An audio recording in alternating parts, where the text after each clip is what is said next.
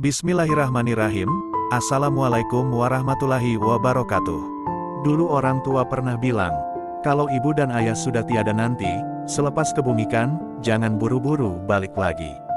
Tunggulah 10-15 menit karena di waktu itu, malaikat akan datang. Jika masih ada anaknya di atas kubur, malaikat akan bertanya kepada arwah dengan nada yang rendah. Nabi berkata, apabila kita dimasukkan ke dalam kubur, badan kita bersandar dengan batu, tanah dan kain kapan. Akhirnya dihadapkan ke arah kiblat. Dibuka muka kita, pipi kita akan kena tanah. Duduk dalam kubur menghadap kiblat. Suami, istri, anak-anak menangis. Selepas itu, diambil papan lalu ditutup. Tanah pun diturunkan secara perlahan-lahan. Bila sudah sampai separuh kubur, tukang kubur pun naik melompat ke atas. Bila melompat naik ke atas, tutup, dipijak-pijaknya kubur. Nabi berkata, bila berpaling saja muka orang yang mengantar kita ke belakang kubur, kita mendengar bunyi derapan tapak kaki mereka pulang. Derapan kaki-kaki mereka kita boleh dengar. Maka pada saat itulah, roh kita akan duduk. Duduknya roh dan kaki meluncur. Badan tegak. Maka pada masa itulah, kita akan memanggil orang-orang yang mengantar kita ke kubur. Kalau istri yang antar, kita akan memanggil istri kita. Dik, jangan tinggalkan abang. Dik katanya mau sehidup semati. Istri tak mendengar. Istri membawa cerek dengan daun pandan balik sambil lap air mata. Sayang seperti apapun istrinya, dia akan balik. Suami memanggil, Dik, jangan balik, Dik. Tunggu abang, Pak. Dia takkan nengok.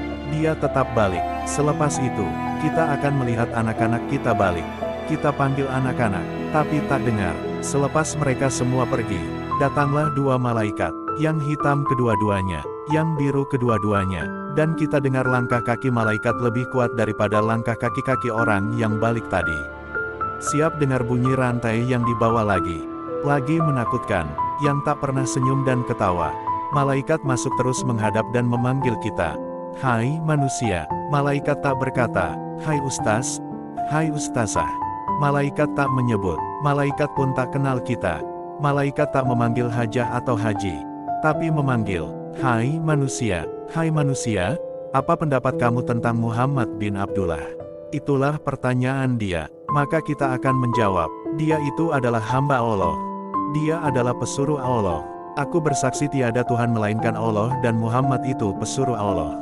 Kalau itulah jawaban kita, selamatlah kita. Dia tak bertanya lagi, ma robuka, ma nabiyuka. Kalau lulus pertanyaan ini, maka lepaslah pertanyaan-pertanyaan yang lain. Maka, malaikat tadi mendengar apa yang kita jawab. Malaikat berkata, kami sudah tahu kamu akan jawab seperti itu. Kami tanyakan untuk memastikan bahwa kamu orang yang baik. Maka, kata malaikat kepada kita, tidurlah kamu di dalam kubur ini seperti tidurnya pengantin. Maka ahli kubur tadi berkata, pulangkan aku balik ke dunia. Aku mau balik pada keluargaku. Aku mau beritahu keadaan aku di kubur. Tolong antarkan aku balik. Rayu si mati pada malaikat. Rupanya, orang mati ini mau balik ke dunia bukan mau makan nasi. Bukan mau nonton TV. Bukan, dia balik sebab mau memberitahu pada anak-anak supaya sholat. Wahai anak-anakku dan istriku, sholatlah. Wahai suamiku, sholatlah. Tapi malaikat kata, tak boleh balik. Kamu sekarang berada di alam barsak. Kamu tak boleh campur dengan alam dunia. Nabi kata, kalau kamu orang yang baik, kata Nabi, akan diluaskan kuburnya seluas 70 hasta. Dilebarkan 70 hasta dan dicerahkan kubur kamu. Tetapi, walaupun mayat tak boleh memberitahu kita, Nabi sudah mengabarkan pada kita. Itulah untungnya kita menjadi umat Nabi Muhammad. Sesungguhnya bekal yang paling baik adalah takwa. Jagalah sholat kita. Allahu Akbar. Rasulullah bersabda barang siapa yang menyampaikan satu ilmu saja dan ada orang yang mengamalkannya, maka walaupun yang menyampaikan sudah tiada meninggal dunia, dia akan tetap memperoleh pahala. Al-Bukhari. Yang bilang amin semoga akhir hidup kita semua ada di dalam husnul khotimah. Amin ya robbal alamin. Semoga bermanfaat.